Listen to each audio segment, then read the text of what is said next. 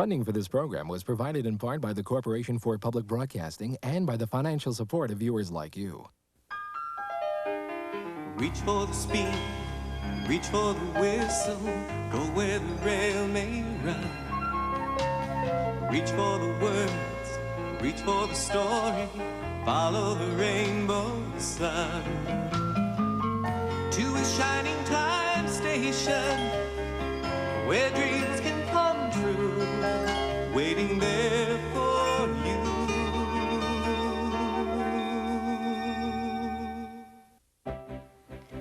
Welcome to Shining Time Station. No. That's not cheerful enough. Welcome to Shining Time Station, pride of the Indian Valley Railroad. That's better. Welcome to Shining Time. What are you doing? Oh, I'm practicing for the new tourist train. You know, planning a tour for so many people is trickier than I thought. What's this? I pop in, as usual, and next thing I know, I'm all tangled up in red licorice. I can't stand when this happens. Oh, it's Schemer again, Mr. Conductor. This is his new tourist booth for all the visitors we're expecting here today. Well, Stacy, what does Schemer's mashed potato mix have to do with Shining Time Station? Or this? Well, I'm sad to say they have nothing to do with Shining Time Station, but Schemer thinks he can sell them, so that's why they're here. Which is a very sad story indeed. And that reminds me, today's my day to sit in the sob story booth on the island of Sodor and hear all the engine's problems. Then I try to help them sort everything out for the best. But isn't that kind of hard? Giving advice, I mean? Giving advice isn't so hard. Matter of fact, advice is sort of like birthday presents. It's usually more fun to give than it is to receive. All right, step aside, aside your steps. Watch it now, something important's here. Schemer, we have to talk. What is this?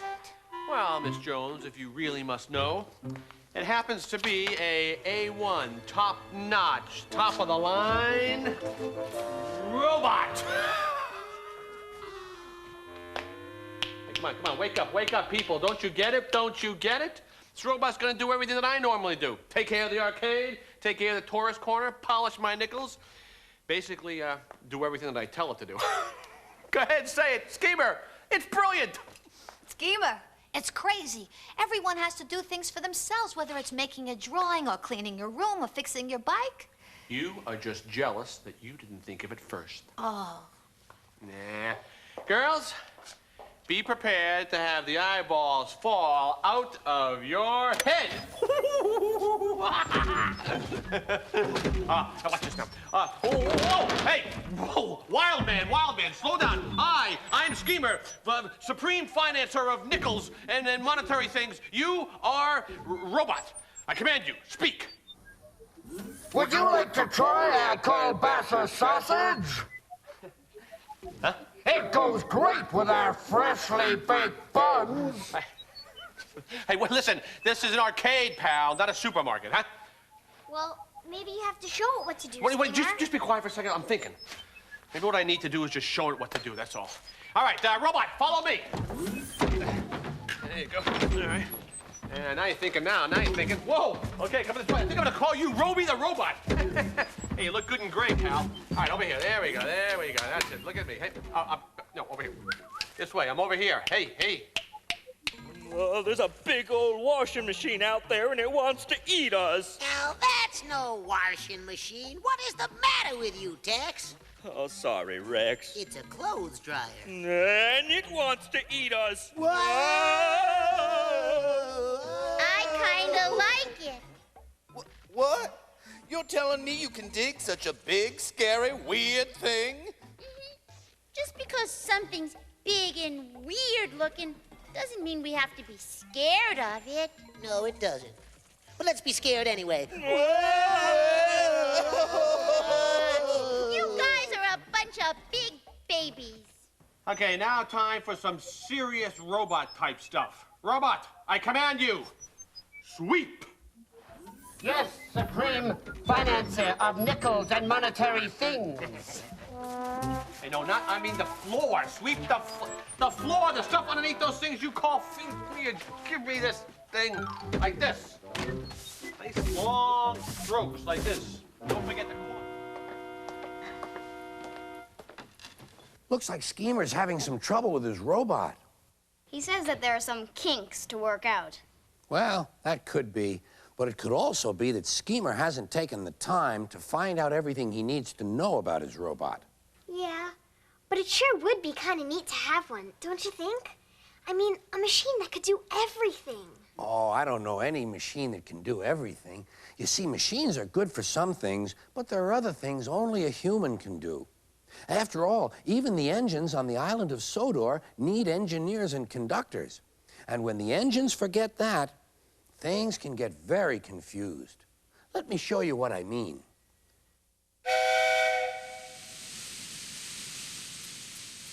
Henry and Gordon were lonely when Thomas left the yard to run his branch line. They missed him very much. They had more work to do and had to fetch their own coaches. The big engines thought they were too important to fetch coaches. James grumbled too. We get no rest, they all complained. But the coaches only laughed. You're lazy and slack, they answered. Altogether, the engines were causing Sir Topham Hatt a great deal of trouble. The big stations at both ends of the line each have a turntable. Sir Topham Hatt had made them so that the tender engines can be turned round, because it is dangerous for them to go fast backwards. Little tank engines like Thomas don't need turntables. They can go just as well backwards as forwards. But to hear Gordon talk, you would have thought that Sir Topham Hatt had given him a tender just to show how important he was.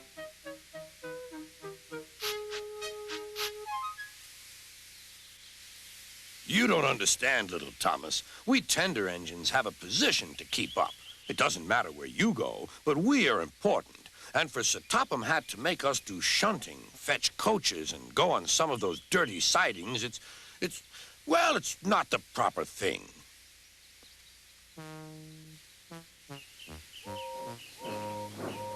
Thomas chuckled and went off with Annie and Clarabelle. Disgraceful, Gordon hissed as he ran backwards to the turntable. The turntable was in a windy place close to the sea, and if he was not on it just right, he put it out of balance and made it difficult to turn. Today, Gordon was in a bad temper, and the wind was blowing fiercely. His driver tried to make him stop in the right place, but Gordon wasn't trying. The fireman tried to turn the handle, but Gordon's weight and the strong wind prevented him. It's no good, they said at last. Your big tender upsets the balance. If you were a little tank engine, you'd be all right. Now you'll have to pull the next train backwards.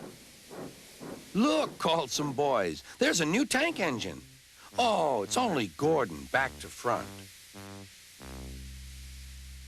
Hello, called Thomas. Playing tank engines? Sensible engine. Take my advice. Scrap your tender and have a nice bunker. Gordon said nothing.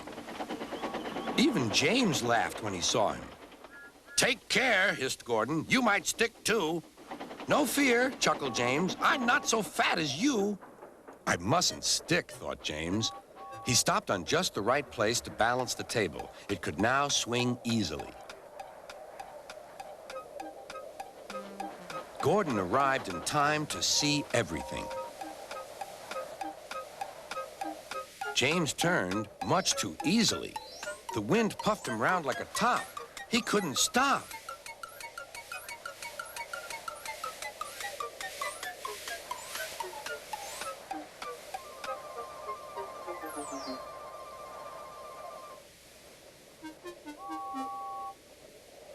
Well, well, said Gordon. Are you playing roundabouts? Poor James, feeling quite giddy, rolled off to the shed without a word.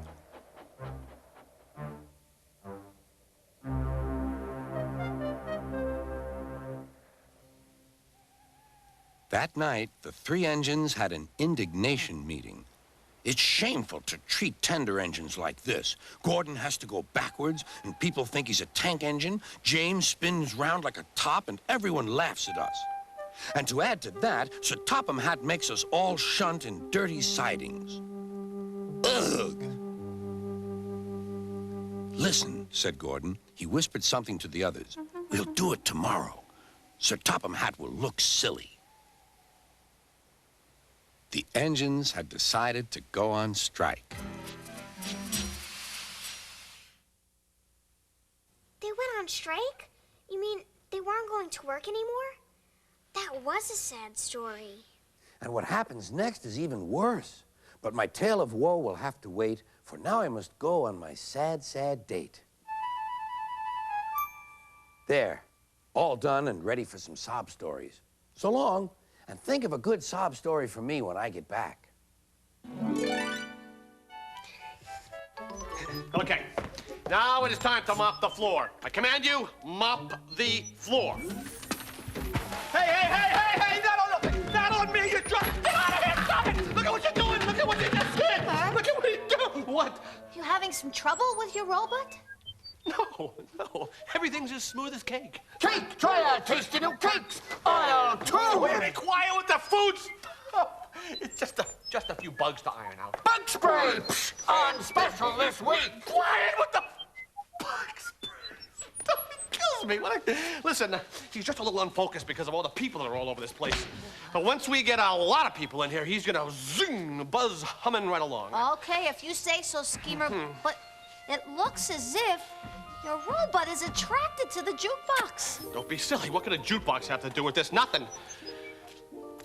Okay, well, I hope you're right, because I don't want anything to go wrong in the station today, not with you or your robot or that jukebox. What the heck is with you and this jukebox, huh? What is it with you and... Genius time. It is genius time. A light bulb in Schemer's attic melting the snow-capped peaks. Of course, you simply want to hear a song. And as we know, music hath charm to soothe the savage robot. That's Billy Shakespeare. All right, here we go.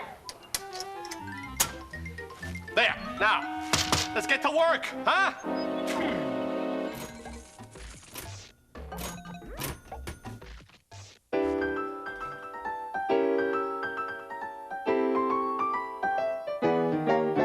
While strolling through the park one day, in the merry, merry month of May, I was taken by surprise by a pair of roguish eyes. In a moment, my poor heart was stole away.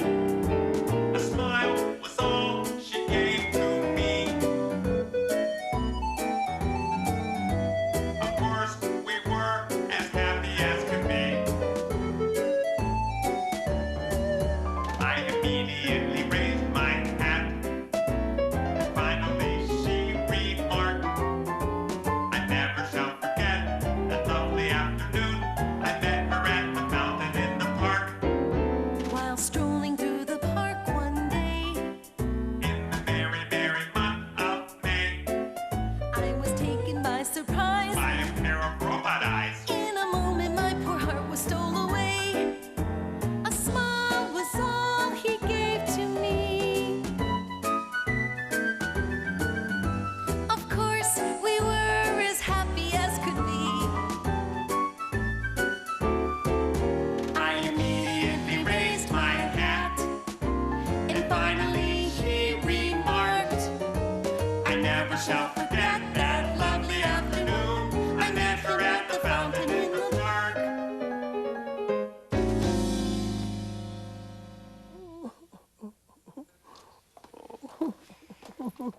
What's wrong, Mr. Conductor? Oh, it's the sob stories I heard on the island of Sodor. They were so sad. It was wonderful. Sad stories are wonderful? Of course, as long as there's a happy ending. After all, everyone likes a good cry now and then. It's a horrible, help me! It's a horrible... Schemer, what is it? Oh, calm down, calm down. I can't go down! Look! Schemer, why is the robot putting all your robot has fallen in love with a jukebox. Oh, you can't be serious. Robot loves jukebox. Robot loves jukebox. Miss Jones. What am I gonna do? Everyone's coming today with their nickels, and they're all gonna buy my useless junk, and I'm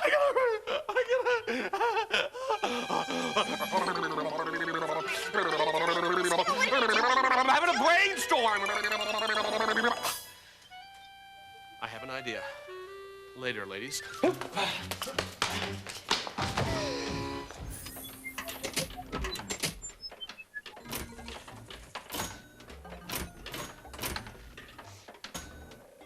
Okay, selection 489. Oh, Tito, we need a break. Are you kidding? Can't keep playing. But this is the best gig I ever had since I was a Tito in the box. Hit it. I know that Robbie's just a machine, but it is sort of like he has real feeling. And all Schemer does is hurt his feelings. That's right, Kara. And it's sad when someone hurts your feelings. But it's an even sadder story when you aren't allowed to do what you do best. What do you mean, Mr. Conductor? Well, I have a feeling that Robbie isn't supposed to work at an arcade. I think he's supposed to work in supermarkets. Oh, so that's why he's always talking about food. It's easy as pie. The problem is, Schemer was so busy trying to find an easy way to do things that he never bothered to learn anything about his robot. But what can we do? Well, I have a feeling that things will work out somehow. After all, didn't they work out on the island of Sodor once Percy arrived? They did? But you didn't tell us yet. I didn't tell you about the day when Percy arrived in the yard? How sad.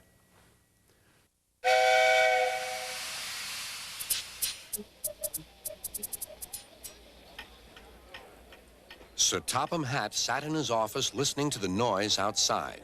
The passengers were angry. The station master came in. "There's trouble in the shed, sir. Henry is sulking. There's no train, and the passengers are saying this is a bad railway." "Indeed," said Sir Topham Hatt. "We cannot allow that." He found Gordon, James, and Henry looking very cross. "Come along, Henry. It's time your train was ready." "Henry's not going," said Gordon. "We won't shunt like little tank engines. That was Thomas's job. We're important tender engines. You fetch our coaches and we will pull them. Tender engines don't shunt." "We'll see about that," said Sir Topham Hatt. "No engine on my railway is too important for small jobs." And he hurried away to find Edward. The yard has never been the same since Thomas left to run his branch line, he thought sadly. Edward was shunting. "Leave those freight cars, please, Edward," said Sir Topham Hatt. "I want you to push coaches for me in the yard." "Thank you, sir. That will be a nice change." "That's a good engine. Off you go, then."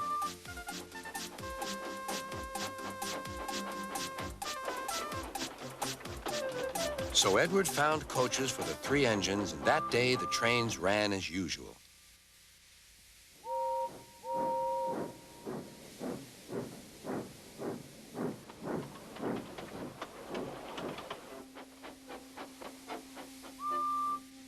But next morning, Edward looked unhappy. Gordon came clanking past, hissing rudely. "Bless me," said Sir Topham Hatt. "What a noise!" "They all hiss me, sir," answered Edward. "They say tender engines don't shunt, and last night they said I have gray wheels. I haven't, have I, sir?" "No, Edward, you have nice blue ones, and I'm proud of you. Tender engines do shunt, but all the same, we do need another tank engine here." He went to a workshop, and they showed him all sorts of engines.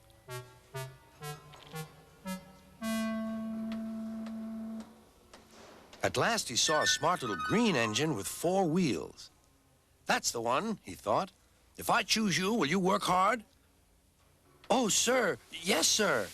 "That's a good engine. I'll call you Percy." "Yes, sir. Thank you, sir."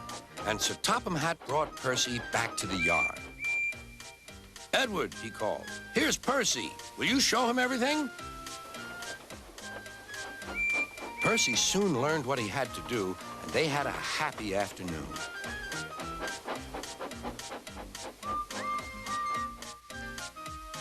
Then Henry came by, hissing as usual.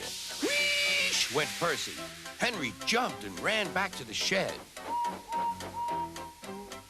How beautifully you wheeshed him, laughed Edward. I can't wheesh like that. Oh, said Percy, that's nothing. You should hear them in the workshop. You have to wheesh loudly to make yourself heard. Next morning, Thomas arrived. Sir Topham Hatt sent for me. I expect he wants help, he said to Edward. Shh, shh, here he comes, replied Edward. Well done, Thomas. You've been quick. Listen, Henry, Gordon, and James are sulking. They say they won't shunt like little tank engines. So I have shut them up, and I want you both to run the line for a while. Little tank engines indeed, snorted Thomas. We'll show them. And Percy will help, too. Oh, sir. Yes, sir. Please, sir, answered Percy. Edward and Thomas worked the main line, greeting each other as they passed by. Percy puffed along the branch line. Thomas was anxious about Annie and Clarabelle, but both driver and conductor promised to take care of them. There were fewer trains, but the passengers didn't mind. They knew the three other engines were having a lesson. Gordon, James, and Henry were cold, lonely, and miserable. They wished now they hadn't been so silly.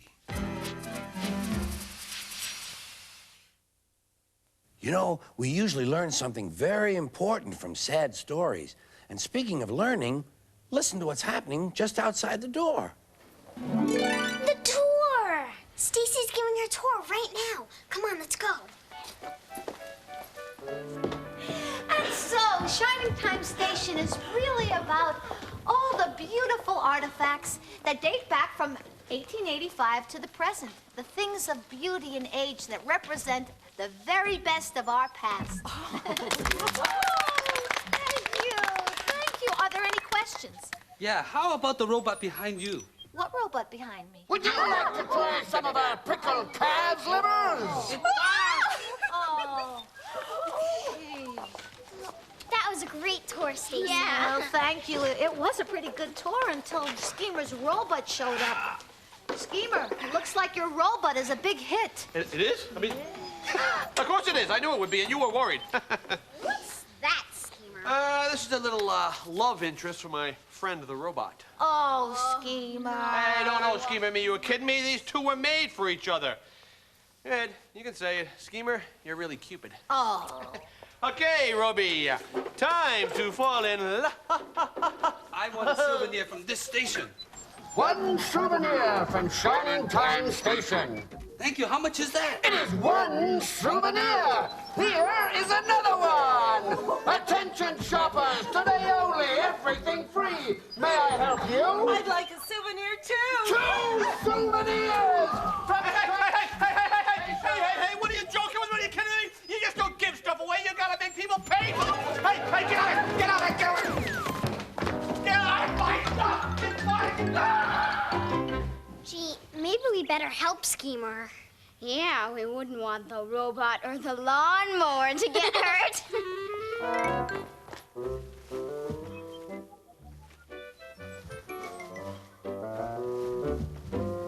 Problem.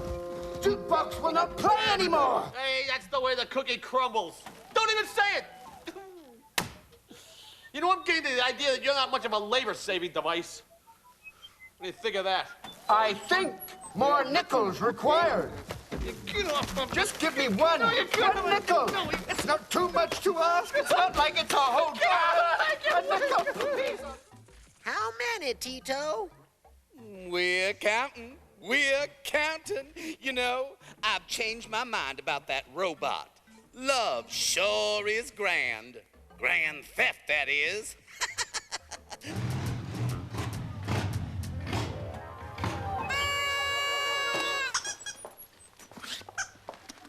Well, cool dudes, what's the word? Hiya, Barton. What can we do for you? Well, Stace, I got trouble with the scheme man. Hey, trouble with Schemer.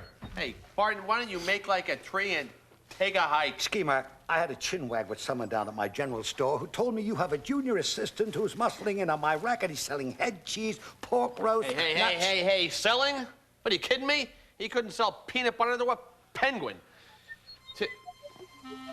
Oh, come on, give me a break, huh? You gotta be... What? Come on. I brought you a perfectly good lawnmower and you're falling in love with Barton Winslow's motorcycle? If I had half a mind, I'd... Genius time.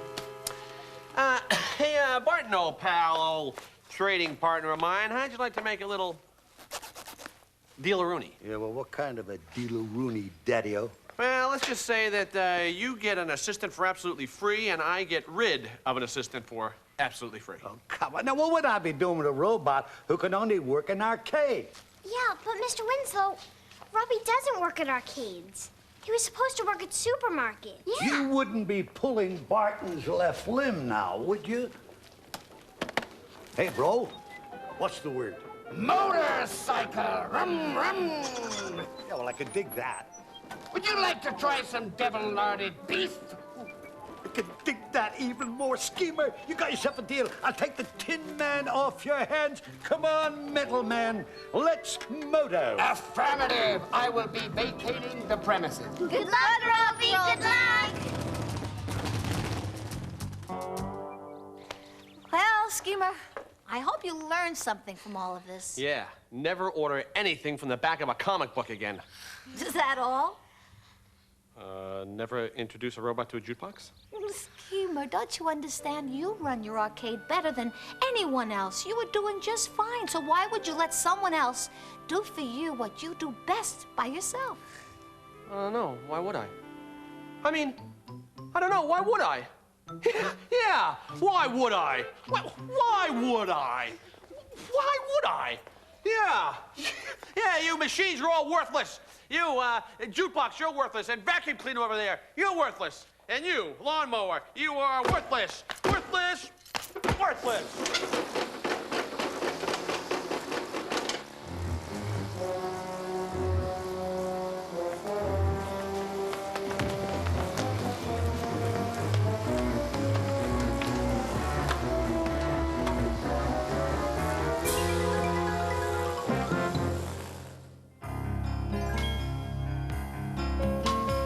Reach for the speed, reach for the whistle, go where the rail may run. Reach for the words, reach for the story, follow the rainbow sun. To a shining time station, where dreams can come true, waiting there for you. So much to see, so far to travel, so much to learn to know. Friends by your side, hopes to hold on to, who knows how far you'll go. To a shining time station, where dreams can come true. Your own imagination waiting there for you. Funding for this program was provided in part by the Corporation for Public Broadcasting and by the financial support of viewers like you. This is PBS.